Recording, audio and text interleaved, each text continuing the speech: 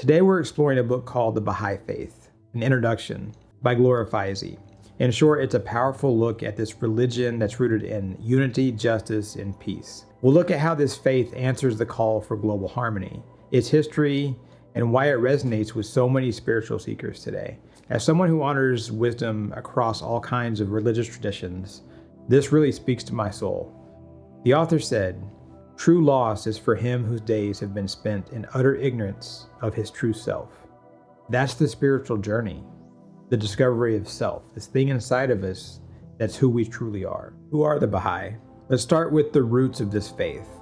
The story begins in the 19th century in Persia. You probably know it as Iran. There was a lot of political upheaval, and there was this deep desire for spiritual renewal. This is about the same time that the New Age spiritual movement started in the United States. So it was about 1844, this young merchant known as the Bab, which means the gate, declared that he had been chosen by God to prepare the way for a new messenger. Someone who would just bring in this new era of peace and unity. He promised justice for all of humanity, and his teaching spread rapidly, especially among people who were disillusioned with these rigid structures that were in place from society and religion. As the religion grew, as this faith grew, people got upset. And it wasn't just Persian authorities from the political side, it was also spiritual and religious authorities, and they reacted violently. Thousands of his followers were imprisoned, tortured, many were killed. Among those that were inspired by his message was a nobleman named Mirza Hussein Ali, and he would later become known as Bahaullah, meaning the glory of God. In 1863, he was exiled in Baghdad, and he declared that he was the promised one. He was the one that the Bab had foretold would come forth and be the messenger. So from that moment on, the Baha'i Faith was born as this distinct world religion. Bahaullah spent the rest of his life in exile and imprisonment, completely away from his homeland. He wrote this vast body of spiritual mystical texts that still guide people today. His message was radical. It was that there's this oneness of God and humanity, not separate. There's one religion. We're all kind of saying the same thing. We're all looking towards the same answers. We're just saying it in different ways. It was built on unity instead of division. It was bold. Despite constant persecution, the Baha'i Faith quietly spread from the Middle East to India, even to Europe and North America. Communities formed, and they were often led by ordinary people. This religion doesn't have formally ordained clergy. People were moved by the simplicity and sincerity of these teachings. Today, Baha'i can be found in almost every single country. It's one of the most widespread religions on the planet, and it's important to understand that it's very distinct from Islam. Some people think that it came from Islam. It did not. It's not an offshoot. It shares some historical roots, obviously, some language and geography. There is overlap, but it's its own independent tradition. It has its own writings, teachings, sacred laws. It even has its own calendar and obviously its own institutions and organization as a formal religion. They revere prophets like Moses, Buddha, Jesus, Muhammad. They see Bahá'u'lláh as part of this same lineage of these divine messengers to humanity. Gloria Faizi writes in her introduction to the faith, "The Baha'i Faith does not seek to erase the past, but to fulfill it, to draw together the scattered lights of the world's spiritual traditions into one radiant, unified flame." That's a really beautiful way to describe this religion. Essentially, it's a vision that's both ancient and new. They honor every messenger and every path. It's fairly similar to my own worldview as an omnist, and it's a thing where we constantly question where we came from, where we're going, and we have a curiosity as to what this is all about.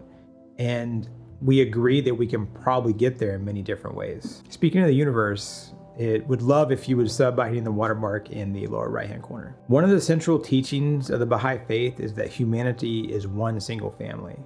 No race, ethnicity, or nationality is superior to any other. They believe that the divisions we cling to, whether they're racial, tribal, national, these are man-made illusions, and they divide us. And this, I think, should resonate deeply in today's world where global interconnectedness demands that we see beyond borders and labels. I think it's particularly important today, right now, because we see people out there that are becoming nationalistic and xenophobic, and they're creating more divisions instead of creating less divisions in the world. We're going possibly in the wrong direction. The Baha'i have done this long before it was widely accepted. They started to see a worldview and a global unity way before people around the world started to kind of see this happening. The Baha'i have declared that women and men are absolutely equal. They hold the view that science and religion are absolutely not in conflict, and that they complement each other's systems of knowledge. The Baha'i believe that education is a universal right, not a privilege.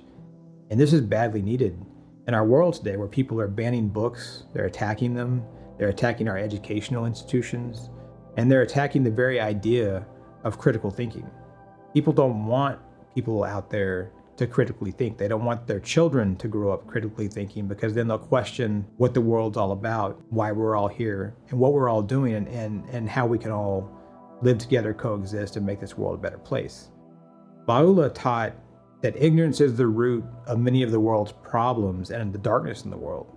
He envisioned a time where humanity would move beyond war and build structures that serve the whole planet. Progressive revelation is central to the Baha'i worldview. They basically think that God has sent messengers throughout time, each one revealing a divine guidance that's suited for that age of humanity and the capacity of humans at that time.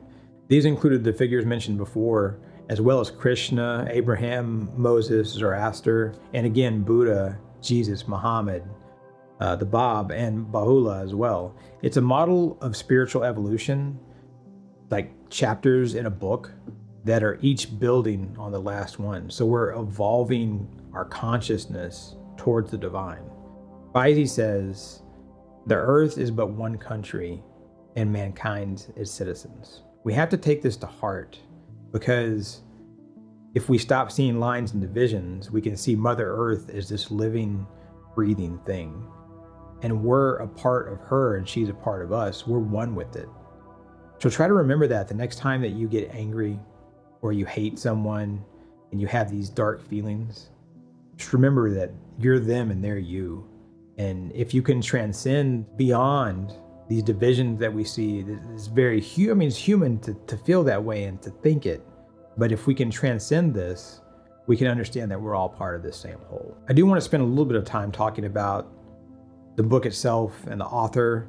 She did a great job, and she packed a lot into this short volume. It's a really fast and easy read. She wasn't just a writer, she was deeply devoted to the Baha'i community. She was Baha'i herself, and she was known for her dedicated service, her spiritual insight.